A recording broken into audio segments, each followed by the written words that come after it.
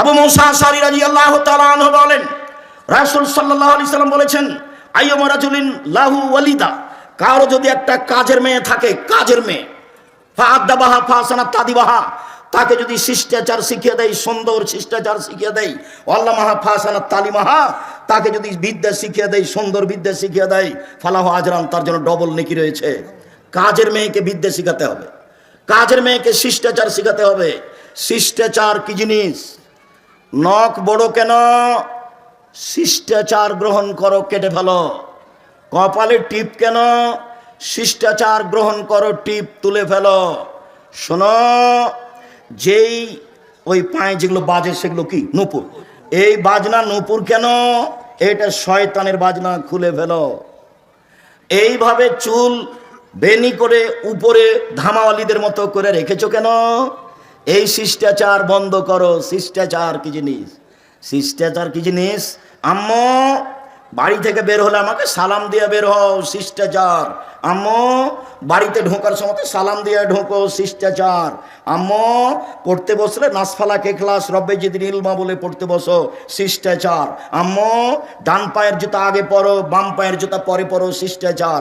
আম্মু বাম পায়ের জুতা আগে খুলো, ডান পায়ের জুতা পরে খুলো, শিষ্টাচার।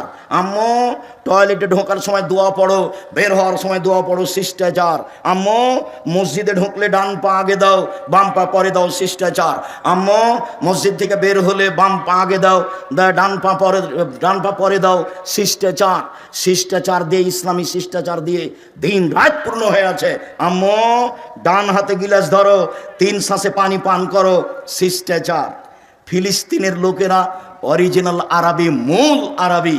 ফিলিস্তিনের লোকেরা একবারে নগদ আরবি, কিন্তু তারা নিচে নামতে নামতে নামতে এমন নেমেছে যে শিষ্টাচার টোটালেই ভুলে গেছে।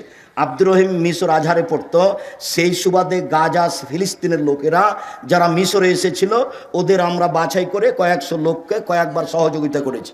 তো আমি সেদিন সহযোগিতা দিচ্ছি আপনাদের পক্ষ থেকে। তা আমি যখন দিচ্ছি তখন বাম হাতে নিল, আরেকজন বাম হাতে নিল। আমি দেওয়া বন্ধ করে বক্তব্য দিলাম। আমি আরবিতে শুনলাম, ওরা তো আরবি আমার চেয়ে বেশি বুঝে। যখন বললাম বাম হাত হলো শয়তানের জন্য, ডান হাত হলো রাসূল বলছেন খাওয়ার জন্য, পবিত্রতার জন্য।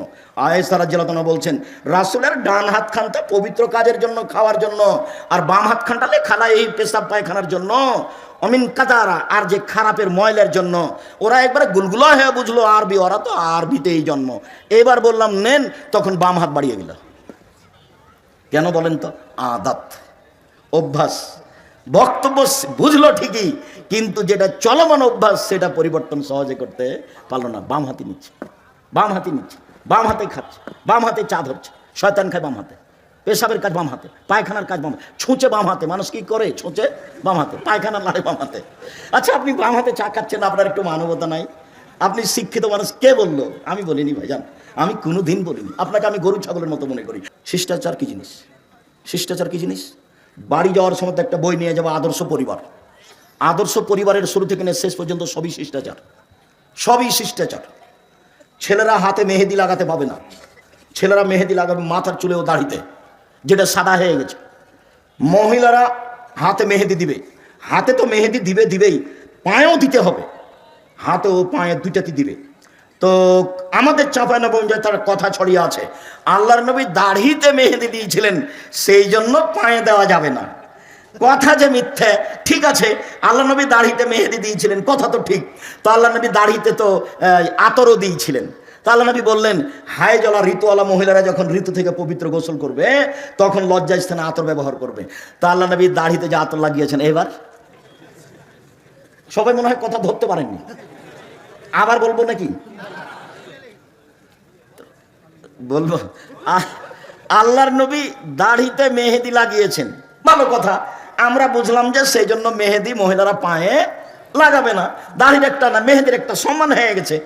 তো আল্লাহ নবী বলছেন যে যাদের হায়েজ হয়েছে মহিলারা, ওরা যখন হায়েজ থেকে গোসল করে পবিত্র হবে, তখন আল্লাহ নবী বললেন যে ওরা যেন লজ্জা স্থানে আতর ব্যবহার করে।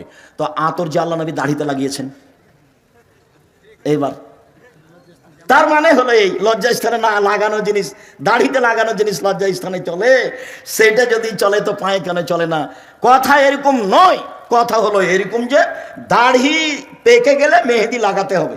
মেহেদি একটা জিনিস, এর মান বাড়লো কমলো এটার বিবেচনা করা যাবে না। আতর হচ্ছে একটা জিনিস, পুরুষেরা গায়ে হাতে মুখে মাথায় লাগাবে, আর মহিলারা ফরজ গোসলের পরে ঋতু থেকে গোসলের পরে লজ্জা স্থানে লাগাবে। এটা হলো রাসূলের নিয়ম আদেশ।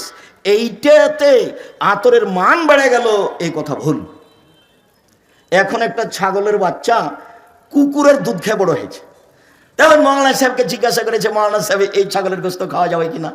তখন মৌলানা সাহেব বলছে, এটা কথা হলো নাকি? হ্যাঁ, ওটা কুকুরের গোস্ত, কুকুরের দুধ খেয়েছে, ওটা হারাম। তো বেকায়দা হয়ে গেল। তাহলে পশু প্রাণীর উপরে কি কোরআন হাদিসের বিধান আছে? পশু প্রাণীর উপরে কোরআন হাদিসের কোনো বিধান নেই। ও পায়খানা খেয়ে বড় হোক, না হলে ঘাস খেয়ে বড় হোক, ওটা পশু প্রাণী। ওর জন্য প্রজনন পদ্ধতি, গবাদি পশুর উন্নয়ন ষাঁড় দিয়ে করতে হবে, এটা ভালো। ষাঁড় দিয়ে যদি না করেন, তার উন্নয়নের জন্য যত পথ আছে সবই করেন, কেননা তার উপরে কোনো কোরআন হাদিস প্রযোজ্য হবে না। এটা ভুল হিসাব। সম্মানিত দিনী ভাই বোন, বলছিলাম রাসূল সাল্লাল্লাহু আলাইহি ওয়াসাল্লাম মুখের উপরে জাবের বললেন, এক, আমার স্ত্রী যেন বিদ্যা শিখাতে পারে। দুই, আমার স্ত্রী যেন আমার বোনদেরকে শিষ্টাচার শিখাতে পারে। তিন, আমার স্ত্রী যেন আমার বোনদের মাথার চুল চিরুনি করে সাজগোজ করে যত্ন করে রাখতে পারে। মায়ের যত্ন কে নিবে? বাচ্চার যত্ন কে নিবে? মা। কাজের মেয়েকে দিয়ে বাচ্চার যত্ন নেওয়া ঠিক নয়। জায়েজ, আমি না জায়েজ বলিনি, তবে সব সময় বাচ্চার যত্ন কে নিবে? মা। তার মাথাটা চিরুনি করে দিবে মা, তার কাপড়টা পরিষ্কার করে দিবে মা, তাকে গোছগাছ করে রাখবে মা, তাকে ঝকঝকে করে রাখবে মা, তার গায়ের পাঞ্জাবিটা পরিষ্কার করে দিবে মা, তাকে ডান হাত আগে ঢোকাতে বলবে জামাতে তার মা। সব শিষ্টাচার তার মা পালন করবে এবং বাচ্চাকে যত্ন করে রাখবে। যখন বাচ্চাকে দুধ খাওয়াবে তখন মায়ে বিসমিল্লাহ বলবে। মা যদি বিসমিল্লাহ ছাড়া বাচ্চাকে দুধ খাওয়ায়, তাহলে যতবার খাওয়াবে ততবার শয়তানে দুধ খাবে, খাবেই খাবে। আল্লাহর নবী বলেছেন দুধ খাবে শয়তান, অতএব খাবেই খাবে। মা যতবার বাচ্চাকে দুধ খাওয়াবে ততবার মা কি বলবে? বিসমিল্লাহ বলবে।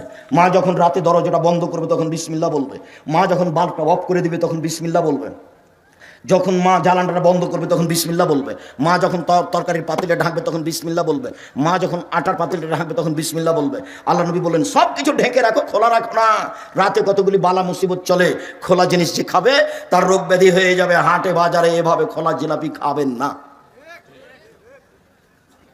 একবারে সপ্তাহ সপ্তাহ খোলা পড়ে আছে আর আপনি কিনে নিয়ে চলে যাচ্ছেন। আল্লাহ নবী না করেছে।